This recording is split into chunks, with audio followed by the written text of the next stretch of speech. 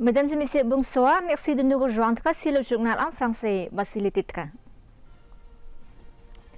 Inauguration du nouveau bâtiment scolaire de l'école primaire de Samraung, situé dans le district de Kohondait, province de Takao. Le Cambodge salue le soutien du Luxembourg à l'action humanitaire de déminage. Célébration de la 32e journée internationale des peuples autochtones. Son Excellence le vice-premier ministre Hun Mani a présidé la cérémonie d'inauguration et de mise en service du nouveau bâtiment scolaire de l'école primaire de Samraung, situé dans le district de Kohondait, province de Takao. Son Excellence Hun Mani, vice-premier ministre, ministre de la fonction publique et représentant de Samdech Mahabawar Thapadei Hun Manet, Premier ministre du Royaume du Cambodge, a souligné que depuis 1998, année où le Cambodge a retrouvé une paix totale, le pays a consacré les 28 dernières années à sa reconstruction et à son développement en partant de presque rien jusqu'à atteindre les progrès considérables observés aujourd'hui dans tous les secteurs. Cette déclaration a été faite à l'occasion de la cérémonie officielle d'inauguration et de mise en service du nouveau bâtiment scolaire de l'école primaire de Samraung, situé dans le district de Kohondait, province de Takao. À cette occasion, Son Excellence Hun Mani a insisté sur le fait que les réalisations et les avancées dont bénéficie actuellement le Cambodge ne sont pas le fruit du hasard. Elle résulte de la vision éclairée et du leadership de Samdech Akek Mohasena Pradejo Hun Sen, président du Sénat, ainsi que de la contribution de nombreuses personnalités éminentes qui ont consenti d'importants sacrifices et déployé de grands efforts au service de la nation et du peuple cambodgien. Son Excellence le vice-premier ministre Hun Mani a ajouté que cet esprit de développement et les résultats obtenus continuent d'être consolidés sous la 7e législature de l'Assemblée nationale grâce à la direction dynamique et énergique de Samdech Mahabawar Thapadei Hun Manet, Premier ministre du Royaume du Cambodge. Celui-ci poursuit la mission de servir la nation, de préserver la paix et la stabilité et de promouvoir un développement socio-économique toujours plus avancé afin d'améliorer continuellement les conditions de vie de l'ensemble de la population cambodgienne. Son Excellence le ministre d'État Lý Thuy a exprimé sa profonde reconnaissance au Luxembourg pour son soutien continu aux opérations humanitaires de déminage au Cambodge. Son Excellence le Dr Lý Thuy, ministre d'État et premier vice-président de l'autorité cambodgienne d'action contre les mines et d'assistance aux victimes CMAA, a exprimé sa profonde reconnaissance au Luxembourg pour son soutien continu aux opérations humanitaires de déminage au Cambodge.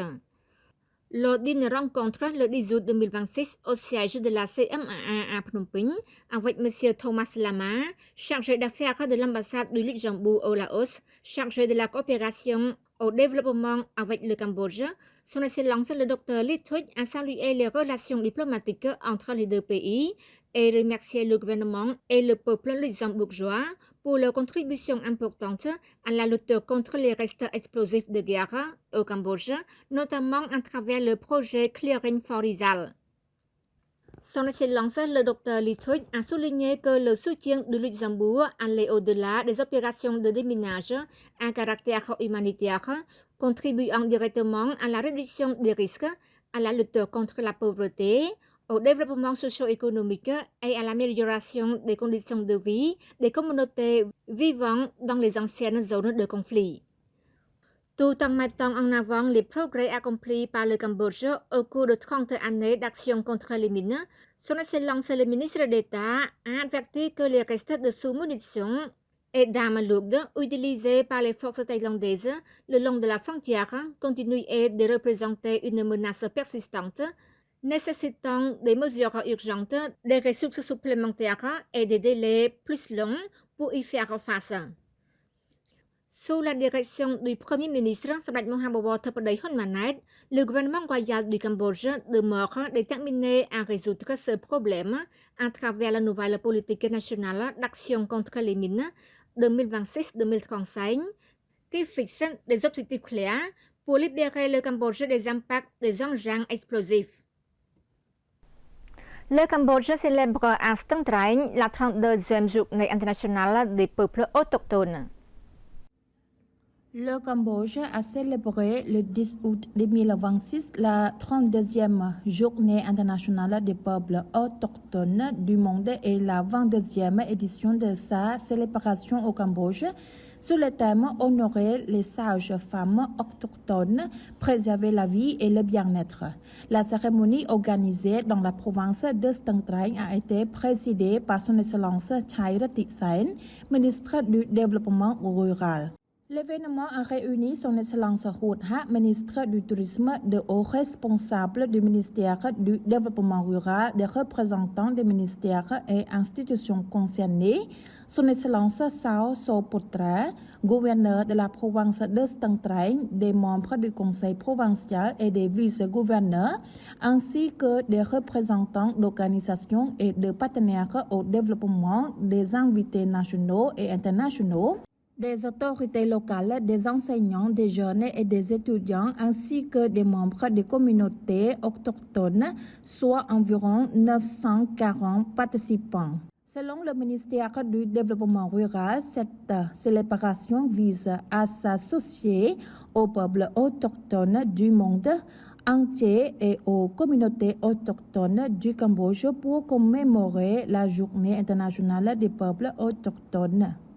Elle a également mis en lumière l'attention accordée par le gouvernement royal du Cambodge à l'amélioration des conditions de vie des peuples autochtones, à la préservation de leur culture et à la promotion de leurs droits conformément à la politique nationale de développement des peuples autochtones.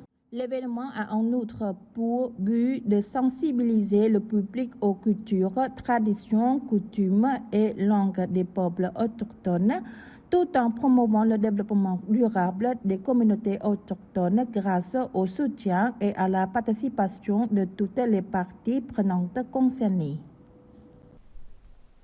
C'est la fin de notre journal. Merci pour votre fidélité au journal en français. Bonne suite de programme sur TVK et à demain.